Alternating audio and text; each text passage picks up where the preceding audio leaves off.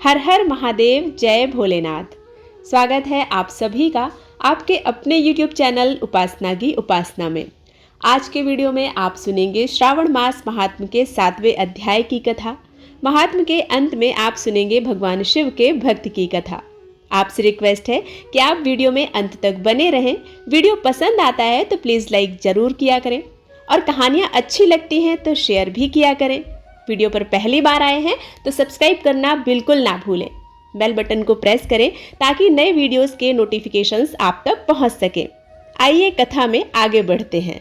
श्रावण मास महात्म के 7वें अध्याय की कथा में भगवान शिव अपने श्रीमुखारविंद से मंगला गौरी व्रत का वर्णन कर रहे हैं।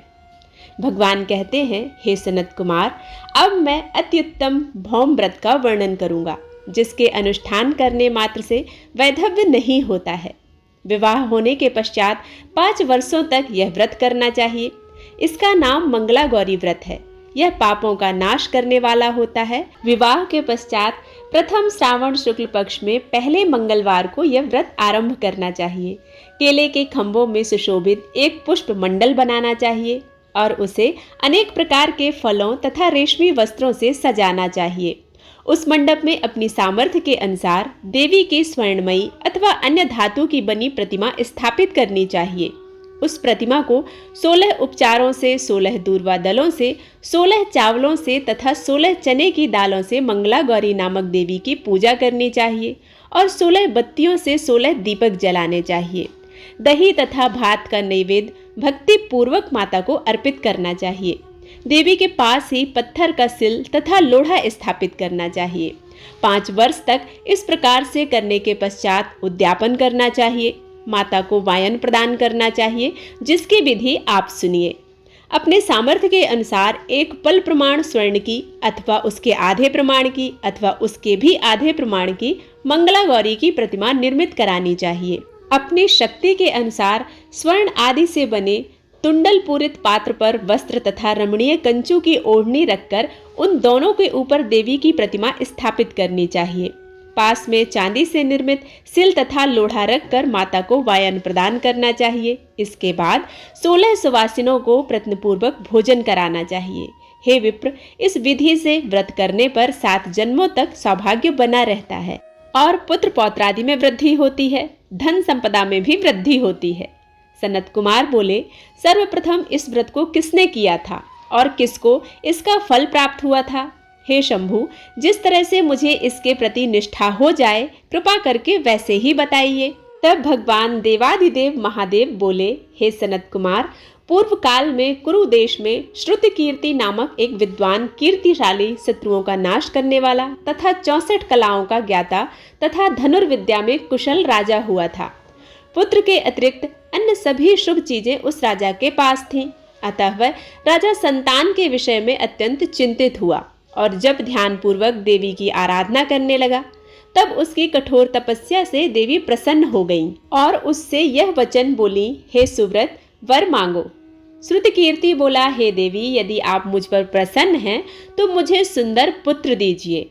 हे देवी, आपकी कृपा से अन्य किसी भी वस्तु का कोई अभाव नहीं है। उसका यह वचन सुनकर पवित्र मुस्कान वाली देवी ने कहा, हे राजन, तुमने अत्यंत दुर्लभ वर मांगा है, फिर भी कृपावश मैं तुम्हें अवश्य दूंगी। किंतु हे राजेंद्र, सुनिए, यदि परम गुणी पुत्र चाहते हैं तो वह केवल 16 वर्ष तक जीवित रहेगा और यदि रूप तथा विद्या से विहीन पुत्र चाहते हैं तो दीर्घ जीवी होगा। देवी का यह वचन सुनकर राजा चिंतित हो उठा और पुनः अपनी पत्नी से परामर्श करके उसने गुणवान तथा सभी शुभ लक्षणों से संपन्न 16 वर्ष की आयु वाला पुत्र मांगा। तब देवी ने भक्ति संपन्न राजा से कहा, हे नृपनंदन, मेरे मंदिर के द्वार पर आम का वृक्ष है। उसका एक फल लाकर मेरी आज्ञा से अपनी भार्या को उसे भक्षण करने हेतु प्रदान करो, जिससे वह शीघ्र ही गर्भ धारण करेगी। इसमें संदेह नहीं है। प्रसन्न होकर राजा ने वैसा ही किया और उसकी पत्नी ने गर्भ धारण कर लिया। 10वें महीने में उसने देवतुल्य सुंदर पुत्र को जन्म दिया। तब हर्ष तथा शोक से युक्त राजा ने बालक का जातक कर्म आदि संस्कार किए और शिव का स्मरण करते हुए उसका नाम चिरायु रखा। इसके बाद पुत्र के 16 वर्ष के होने पर पत्नी सहित राजा चिंता में पड़ गया और वे विचार करने लगे कि यह पुत्र बड़े कष्ट से प्राप्त हुआ है और मैं इसकी दुखद मृत्यु अपने ही सामने कैसे देख सकूंगा। ऐसा विचार करके राजा ने पुत्र को उसके मामा के साथ काशी भेज दिया। प्रस्थान के समय राजा की पत्नी ने अपने भाई से कहा कि कर्पटिक का वेश धारण करके आप मेरे पुत्र को काशी ले जाइए। मैंने भगवान मृत्युंजय से पूर्व में पुत्र के लिए प्रार्थना की थी और कहा था कि हे विश्वेश्वर, आप जगतपति की यात्रा के लिए मैं उस पुत्र को अवश्य भेजूंगी। अतः आप मेरे पुत्र को आज ही ले जाइए और सावधानी पूर्वक इसकी रक्षा कीजिए। अपनी बहन की यह बात सुनकर भांजे के साथ वह चल पड़ा। कई दिनों तक चलते चलते वह आनंद नामक नगर में पहुंचा। वहां सभी प्रकार की समृद्धियों से संपन्न वीरसेन नाम वाला राजा रहता था। उस राजा की एक सर्व सुलक्षण संपन्न युवावस्था प्राप्त मनोहर तथा रूप लावण्यमयी मंगला गौरी नामक कन्या थी। सभी उपमानों को तुच्छ करके सौंदर्य अभिवृद्धि को प्राप्त कर वह कन्या किसी समय सखियों के साथ नगर के उपवन में क्रीड़ा करने के लिए गई हुई थी। उसी समय वह चिरायु तथा उसका मामा वे दोनों भी वहां पहुंच गए और उन कन्याओं को देखने की लालसा से वहीं विश्राम करने लगे। इसी बीच विनोद पूर्वक क्रीड़ा करती हुई उन कन्याओं में से किसी एक ने कुपित होकर राजकुमारी को रांडा यह कुवचन कह दिया। तब उस अशुभ वचन को सुनकर राजकुमारी ने कहा, तुम अनुचित बात क्यों बोल रही हो? मेरे कुल में तो इस प्रकार की कोई नहीं है। मंगला गौरी की कृपा से तथा उनके व्रत के प्रभाव से विवाह के समय जिसके सर पर मेरे हाथ से अक्षत पड़ेंगे, हे सखी, वह यदि अल्प आयु वाला भी होगा तो भी चिरंजीवी हो जाएगा। इसके बाद वह सभी कन्याएं अपने अपने घर चली गईं। उसी दिन राजकुमारी का विवाह था। वाहलीक देश के दृढ़धर्मा नामक राजा के सुकेतु नाम वाले पुत्र के साथ उसका विवाह निश्चित किया गया था। वह सुकेतु विद्याहीन, कुरूप तथा बहरा था। तब सुकेतु के साथ आए हुए उन लोगों ने विचार किया कि इस समय कोई दूसरा श्रेष्ठ वर ले जाना चाहिए और विवाह संपन्न हो जाने के बाद वहां सुकेतु पहुंच जाएगा। उन लोगों ने चिरायु के मामा के पास जाकर याचना की, आप इस समय हमें अपने बेटे को प्रदान कर दें, जिससे हमारा कार्य सिद्ध हो जाए। इस पृथ्वी पर परोपकार के समान दूसरा कोई धर्म नहीं है। उनकी बात सुनकर चिरायु का मामा मन ही मन बहुत प्रसन्न हुआ, क्योंकि उसने उपवन में पहले ही कन्या मंगला गौरी की बात सुन ली थी। फिर भी उसने एक बार कहा कि आप लोग इसे किस लिए मांग रहे हैं? कार्य की सिद्धि हेतु वस्त्र अलंकार आदि मांगे जाते हैं, वर तो कहीं भी नहीं मांगा जाता। तथापि आप लोगों का सम्मान रखने के लिए मैं इसे दे रहा हूँ। इसके बाद चिरायु को वहां ले जाकर उन लोगों ने विवाह संपन्न कराया। सप्तपदी आदि हो जाने पर रात्रि में शिव पार्वती की प्रतिमा के समक्ष उस चिरायु ने हर्षयुक्त होकर मंगला गौरी के साथ शयन किया। उसी दिन चिरायु के 16 वर्ष पूर्ण हो चुके थे और अर्धरात्रि में साक्षात काल सर्प रूप में वहां आ गया। इसी बीच संयोगवश राजकुमारी जाग गई। उसने उस महासर्प को वहां देखा और वह भय से व्याकुल होकर कांपने लगी। तभी उस कन्या ने धैर्य धारण 16 उपचारों से सर्प की पूजा की और पीने के लिए उसे दूध दिया। उसने दीनता भरी वाणी में उस सर्प से प्रार्थना की तथा स्तुति की। मंगला गौरी प्रार्थना करने लगी कि मैं उत्तम व्रत को करूंगी जिससे मेरे पति जीवित रहें। ये जिस तरह से चिरकाल तक जीवित रहें आप वैसा कीजिए। इतने में सर्प वहां स्थित एक कमंडलू में प्रवेश कर गया और उस मंगला गौरी ने अपनी कंचुकी से उस कमंडलू का मुख बांध दिया। इसी बीच उसका पति अंगड़ाई लेकर जाग गया और अपनी पत्नी से बोला, हे प्रिय, मुझे भूख लगी है। तब वह अपनी माता के पास जाकर खीर, लड्डू आदि लेकर आई और उसके द्वारा दिए भोज पदार्थ को उसने प्रसन्न मन से खाया। भोजन के पश्चात हाथ धोते समय उसके हाथ से अंगूठी गिर पड़ी। तांबूल खाकर वह पुनः सो गया। इसके बाद मंगला गौरी कमंडलू को फेंकने के लिए जाने लगी। विधि की कैसी गति है कि उस कमंडल में से बाहर की ओर जगमग करती हुई हार कांति को देखकर वह आश्चर्यचकित हो गई। घट में स्थित उस हार को उसने अपने कंठ में धारण कर लिया। इसके बाद कुछ रात शेष रहते ही चिरायु का मामा आकर उसे ले गया। इसके बाद वर पक्ष के लोग सुकेतु को वहां लेकर आए। उसे देखकर मंगला गौरी ने कहा कि यह मेरा पति नहीं है। तब उन सभी ने उससे कहा, हे शुभे, तुम यह क्या कह रही हो? यहाँ तुम्हारा कोई परिचायक हो तो उसे हम लोगों को बताओ। मंगला गौरी बोली, जिसने रात्रि में 9 रत्नों से बनी अंगूठी दी है, उसकी अंगूठी में इसे डालकर परिचायक निशानी देख ले। मेरे पति ने रात्रि में मुझे जो हार दिया था, उसके रत्नों का समुदाय कैसा है, इस बात को यह बताए। यह तो कोई अन्य ही है।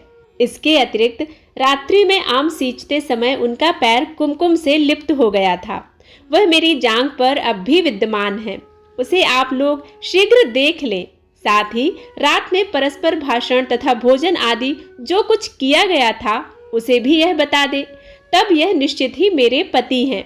इस प्रकार उसका वचन सुनकर सभी ठीक है कहने लगे, किंतु जब एक भी बात न मिली तब सभी ने सुकेतु को उसका पति होने से निषिद्ध कर दिया और वर पक्ष वाले जिस तरह से आए थे उसी तरह से चले गए। उसके बाद अपने वंश को बढ़ाने वाले महान यश से संपन्न तथा परम मनस्वी मंगला गौरी के पिता ने अन्नपान आदि का सत्र चलाया। उन्होंने वरपक्ष का वृत्तांत कानों कान सुन लिया कि स्वरूप से कुरूप होने के कारण लोगों के द्वारा किसी अन्य को वर के रूप में आदर पूर्वक लाया गया था। तब उन्होंने अपनी कन्या को पर्दे के भीतर बिठा दिया। इसके बाद 1 वर्ष बीतने पर यात्रा करके चिरायु अपने मामा के साथ यह देखने आया कि विवाह के बाद वहां क्या हुआ। तब उसे गवाक्ष के भीतर से देखकर वह मंगला गौरी अत्यंत प्रसन्न हुई और माता पिता से बोली कि मेरे पति आ गए हैं। राजा ने अपने सुहृदय सज्जनों को बुलाकर पूर्व में कहे गए सभी परिचायकों को निशानी को देखकर मंद मंद मुस्कान वाली अपनी कन्या चिरायु को सौंप दी। राजा ने शिष्टजनों को साथ लेकर विवाह का उत्सव कराया। इसके बाद राजा वीरसेन ने वस्त्र आभूषण आदि सेना घोड़े रथ और अन्य भी बहुत सी सामग्रियां देकर उन्हें विदा किया। इसके बाद कुल को आनंदित करने वाला वह चिरायु अपनी पत्नी तथा मामा को साथ लेकर सेना के साथ अपने नगर में पहुंच गया। लोगों के मुख से उसे आया हुआ सुनकर उसके माता पिता को विश्वास ही नहीं हुआ। उन्होंने सोचा कि प्रारब्ध अन्यथा कैसा हो सकता है। इतने में वह अपने माता पिता के पास आ गया और स्नेह से परिपूर्ण वह चिरायु भक्तिपूर्वक उनके चरणों में गिर पड़ा। तब अपने पुत्र का मस्तक चूमकर उन दोनों ने परम आनंद प्राप्त किया। पुत्र वधू मंगला गौरी ने भी सास ससुर को प्रणाम किया। तब सास उसे अपनी गोद में बिठाकर सारा वृत्तांत शीघ्रता पूर्वक पूछने लगी। हे महामुने, तब पुत्र वधू ने भी मंगला गौरी के उत्तम व्रत महात्म तथा जो कुछ घटित हुआ था वह सब वृत्तांत बताया। हे सनत कुमार, मैंने आपसे इस मंगला गौरी व्रत का वर्णन कर दिया है। जो कोई भी इसका श्रवण करता है अथवा जो इसे कहता है उसके सभी मनोरथ पूर्ण हो जाते हैं। इसमें किसी भी प्रकार का कोई संदेह नहीं है। सूत जी बोले, हे ऋषियों, इस प्रकार शिव जी ने सनत कुमार को यह मंगला गौरी व्रत बताया और उन्होंने सभी कार्यों को पूर्ण करने वाले इस व्रत को सुनकर महान आनंद प्राप्त किया। इसके आगे की कथा आप 8वें अध्याय में सुनेंगे। आइए अब सुनते हैं भगवान शिव के भक्त की कथा। एक पर्वत पर भगवान शिव का एक अत्यंत सुंदर मंदिर था। वहां बहुत से लोग शिव जी की पूजा के लिए जाते थे। उनमें से 2 भक्तों में से एक ब्राह्मण था और दूसरा भील था। ब्राह्मण प्रतिदिन शिव जी का फूलों से अभिषेक करता, भील जल से शिव जी का अभिषेक करता और भक्ति भाव से उनके सामने नृत्य करता था। एक दिन ब्राह्मण जब मंदिर में गया तो उसने देखा कि शिव जी भील से वार्तालाप कर रहे हैं। ब्राह्मण को यह अच्छा नहीं लगा। उसने सोचा, मैं ब्राह्मण हूँ, भांति भांति के बहुमूल्य पदार्थों से भगवान की पूजा करता हूँ, फिर भी भगवान मुझे छोड़कर इस भील से वार्तालाप कर रहे हैं। उसने शिव जी से पूछा, भगवान, क्या आप मुझसे असंतुष्ट हैं? मैं ऊंचे कुल में पैदा हुआ हूँ तथा बहुमूल्य पदार्थों से आपकी पूजा करता हूँ, जबकि यह भील निकृष्ट तथा अपवित्र पदार्थों से आपकी उपासना करता है। फिर भी आप इससे वार्तालाप करते हैं, इससे प्रसन्न रहते हैं। ऐसा क्यों करते हैं प्रभु?